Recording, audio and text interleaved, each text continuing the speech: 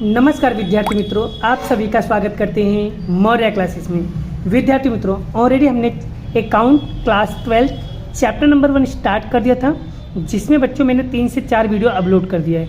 अगर आपने नहीं देखा तो जाकर के देख लीजिए बच्चों, काफ़ी इंपॉर्टेंट चैप्टर है ये।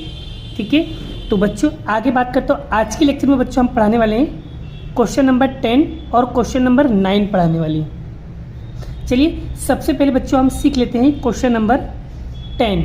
क्वेश्चन नंबर 10 को कैसे करना है, किस तरीके से सॉल्व करना है, चलिए सबसे पहले हम इसे पढ़ते हैं।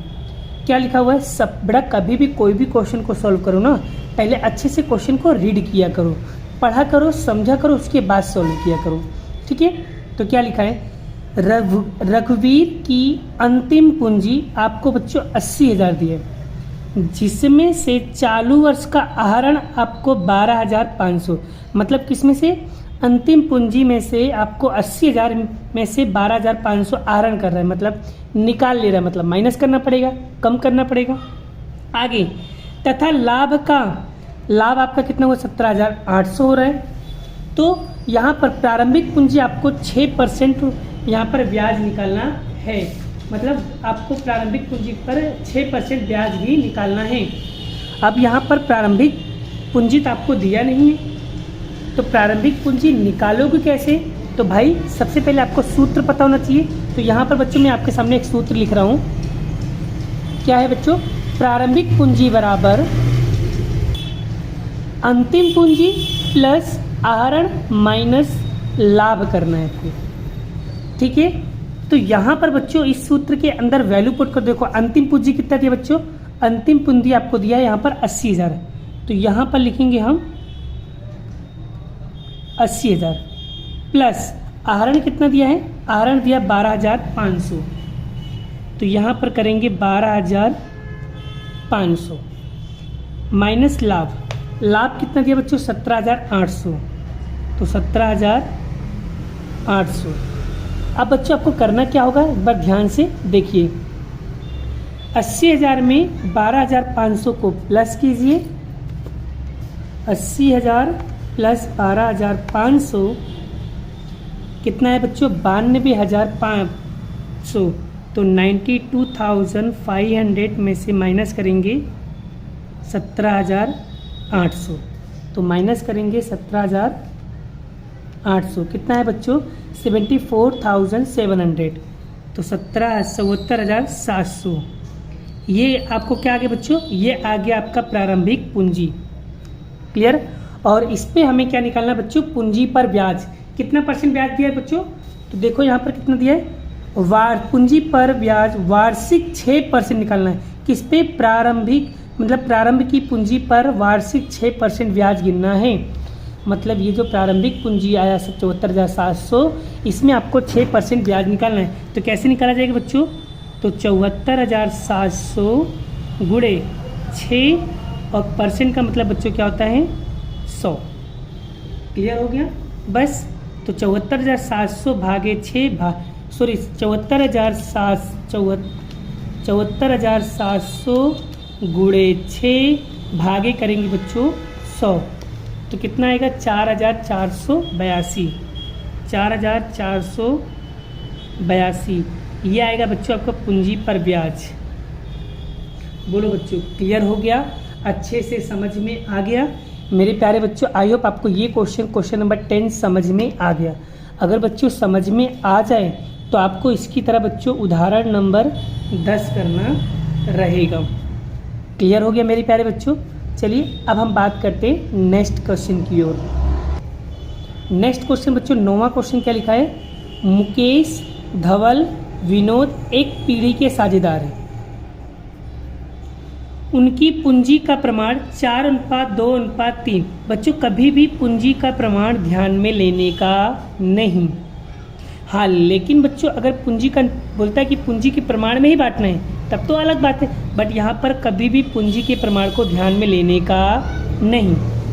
मुकेश को, यहाँ से देखो ध्यान देना बच्चों, मुकेश को लाभ में से कम, बच्चों ये वर्ड पे मेन फोकस करना है, मुकेश को लाभ में से कम 35,000 मिलेंगे ही।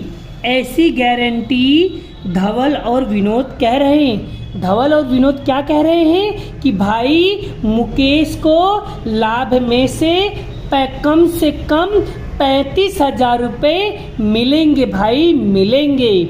ऐसी गारंटी धवल और विनोद दे रहे हैं। अगर बच्चों 35,000 विनोद को नहीं मिलेगा तो भाई 35,000 कौन देगा?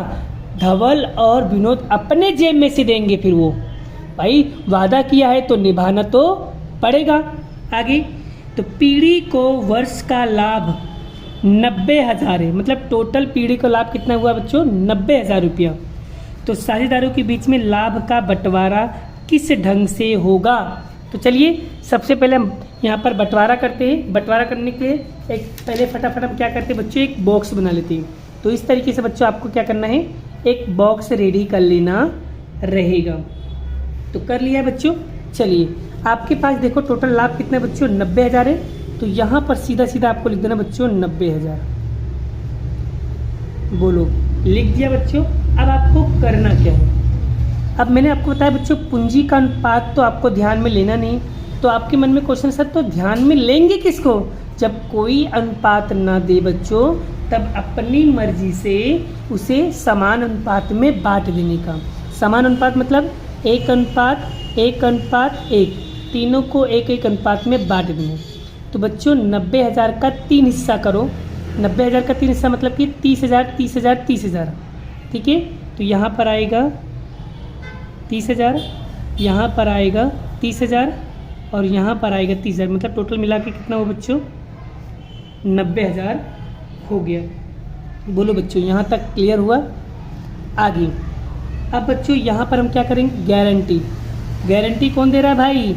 यहाँ पर गारंटी दे रहे हैं, यहाँ पर गारंटी दे रहे हैं विनोद।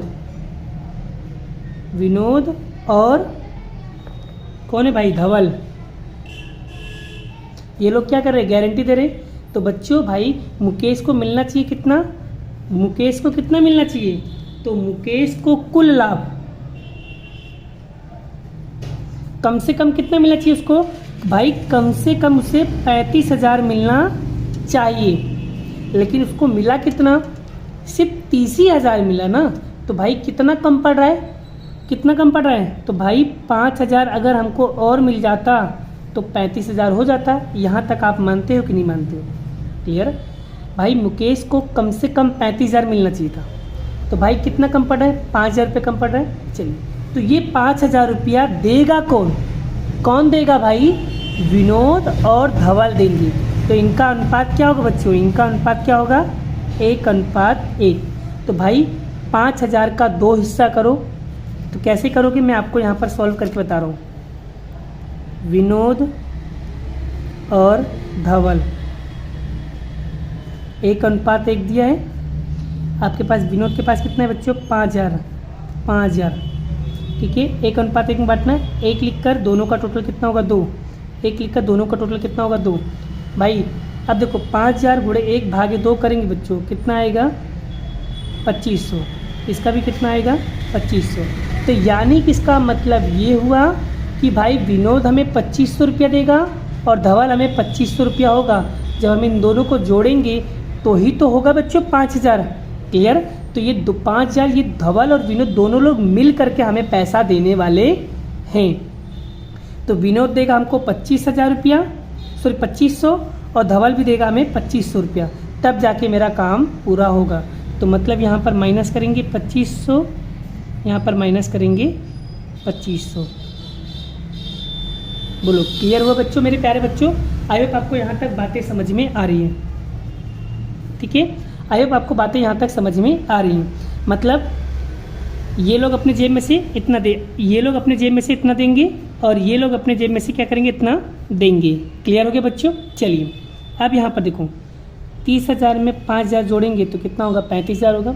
अब बच्चों यहाँ पर मैंने कम किया। क्यों कम किया? क्योंकि अपने जेब में से दिया तो भाई माइनस करना पड़ेगा। तो 30,000 में से 2,500 माइनस करेंगे बच्चों तो कितना आएगा? 27,500। 30,000 में से 2,500 माइनस करेंगे कितना आएगा? 27,500। बोलो बच्चों यहाँ तक क्लियर हो गया? आई होप बच्चों आपको यहाँ तक कॉन्सेप्ट एकदम अच्छे से क्लियर हो गया है। अगर बच्चों आपको ये क्वेश्चन काफ़ी अच्छी तरीके से समझ में आ गया है तो वीडियो को एक लाइक करना है, शेयर करना है, चैनल पे पहली बार तो चैनल को सब्सक्राइब करना है। और प्यारे बच्चों, होमवर्क में आपको उदाहरण नंबर 9 आपको प्रैक्टिस करना रहेगा। बोलो बच्चों, ये क्वेश्चन कर पाओगे? अगर कर लोगे बच्चों तो अच्छी बात है, क्योंकि ये सारे क्वेश्चन बोर्ड की एग्ज़ाम में पूछे गए क्वेश्चन हैं। इसलिए चलिए बाकी का क्वेश्चन नेक्स्ट वीडियो में नेक्स्ट लेक्चर के साथ कराएंगे। अभी के लिए बाय बाय। जय श्री कृष्ण, राधे कृष्ण की जय, जय माता दी दोस्तों।